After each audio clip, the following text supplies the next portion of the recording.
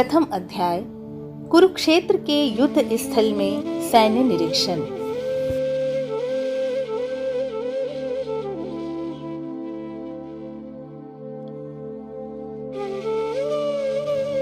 तस्य संजनयन हर्षं कुरु वृद्धः पितामहः सिंहनादं विनद्योच्चैः शंखं दद्मौ प्रतापवान्। अर्थात तब कुरु वंश के वयोवृद्ध परम प्रतापी एवं वृद्ध पितामह ने सिंह गर्जना की सी ध्वनि करने वाले अपने शंख को उच्च स्वर से बजाया, जिससे दुर्योधन को हर्ष हुआ। तात्पर्य: कुरुवंश के वयोवृद्ध पितामह अपने पौत्र दुर्योधन का मनोभाव जान गए और उसके प्रति अपनी स्वाभाविक दयावश उन्होंने उसे प्रसन्न करने के लिए अत्यंत उच्च स्वर से अपना शंख बजाया, जो उनकी सिंह के समान स्थिति के अनुरूप था। अप्रत्यक्ष रूप से शंख के द्वारा प्रतीकात्मक ढंग से उन्होंने अपने हताश पौत्र दुर्योधन को बता दिया कि उन्हें युद्ध में विजय की आशा नहीं है, क्योंकि दूसरे पक्ष में साक्षात भगवान श्री कृष्ण हैं। फिर भी युद्ध का मार्गदर्शन करना उनका कर्तव्य था और इस संबंध में वे कोई कसर नहीं रखेंगे। ततः शंखाश्च भैर्यश्च पर्णवाण गोमुखाः सहसैवाभ्य हन्यन्त सशब्द स्तुमुलोऽभवत्। अर्थात तत्पश्चात शंख, नगाड़े, बिगुल, तुरही तथा सींग सहसा एक साथ बज उठे। वह समवेत स्वर अत्यंत कोलाहलपूर्ण था।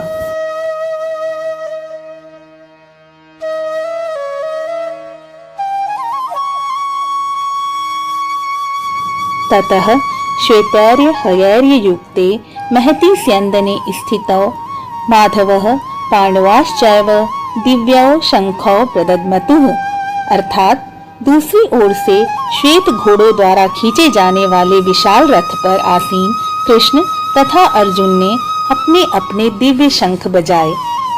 तात्पर्य: भीष्म देव द्वारा बजाए गए शंख की तुलना में कृष्ण तथा अर्जुन के शंखों को दिव्य कहा गया है। दिव्य शंखों के नाद से यह सूचित हो रहा था कि दूसरे पक्ष की विजय की कोई आशा न थी, क्योंकि कृष्ण पांडवों के पक्ष में थे।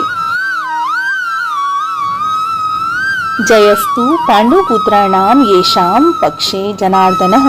जय सदा पांडु के पुत्र जयसों की होती है, क्योंकि भगवान कृष्ण उनके साथ हैं, और जहाँ जहाँ भगवान विद्यमान हैं वहीं वहीं लक्ष्मी भी रहती है, क्योंकि वे अपने पति के बिना नहीं रह सकती।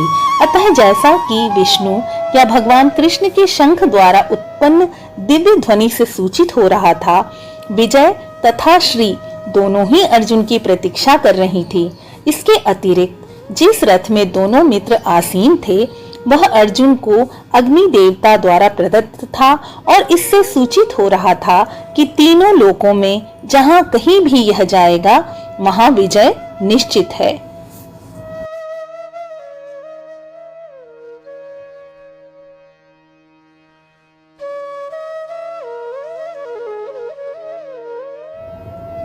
पांचजन्यम ऋषिकेशो देवदत्तम धनंजयः पौंड्रम दद्मौ महाशंखम भीमकर्मा व्रकोदरः। अर्थात भगवान कृष्ण ने अपना पांचजन्य शंख बजाया, अर्जुन ने देवदत्त शंख तथा अति भोजी एवं अति मानवीय कार्य करने वाले भीम ने पौंड्र नामक भयंकर शंख बजाया। तात्पर्य: इस श्लोक में भगवान कृष्ण को ऋषिकेश कहा गया है, क्योंकि वे ही समस्त इंद्रियों के स्वामी हैं। सारे जीव उनके भिन्नांश हैं, अतः जीवों की इंद्रियां भी उनकी इंद्रियों के अंश हैं। क्योंकि निर्विशेषवादी जीवों की इंद्रियों का कारण बताने में असमर्थ हैं, इसीलिए वे जीवों को इंद्रिय रहित या निर्विशेष कहने के लिए उत्सुक रहते हैं। भगवान समस्त जीवों के हृदय में स्थित होकर उनकी इंद्रियों का निर्देशन करते हैं, किंतु वे इस तरह निर्देशन करते हैं कि जीव उनकी शरण ग्रहण कर ले, और विशुद्ध भक्त की इंद्रियों का तो वे प्रत्यक्ष निर्देशन करते हैं। यहाँ कुरुक्षेत्र की युद्ध भूमि में भगवान कृष्ण अर्जुन की दिव्य इंद्रियों का निर्देशन करते हैं, इसीलिए उनको ऋषिकेश कहा गया है। भगवान के विविध कार्यों के अनुसार उनके भिन्न भिन्न नाम हैं। उदाहरणार्थ इनका एक नाम मधुसूदन है क्योंकि उन्होंने मधु नाम के असुर को मारा था। वे गौवों तथा इंद्रियों को आनंद देने के कारण गोविंद कहलाते हैं। वसुदेव के पुत्र होने के कारण इनका नाम वासुदेव है। देवकी को माता रूप में स्वीकार करने के कारण इनका नाम देवकी नंदन है। वृंदावन में यशोदा के साथ बाल लीलाएं करने के कारण ये यशोदा नंदन है। अपने मित्र अर्जुन का सारथी बनने के कारण पार्थ सारथी हैं। इसी प्रकार उनका एक नाम ऋषिकेश है क्योंकि उन्होंने कुरुक्षेत्र के युद्ध स्थल में अर्जुन का निर्देशन किया। इस श्लोक में अर्जुन को धनंजय कहा गया है क्योंकि जब इनके बड़े भाई को विभिन्न यज्ञ संपन्न करने के लिए धन की आवश्यकता हुई थी तो उसे प्राप्त करने में इन्होंने सहायता की थी। इसी प्रकार भीम ब्रकोदर कहलाते हैं क्योंकि जैसे वे अधिक खाते हैं उसी प्रकार वे अति मानवीय कार्य करने वाले हैं, जैसे हिडिंबासुर का वध।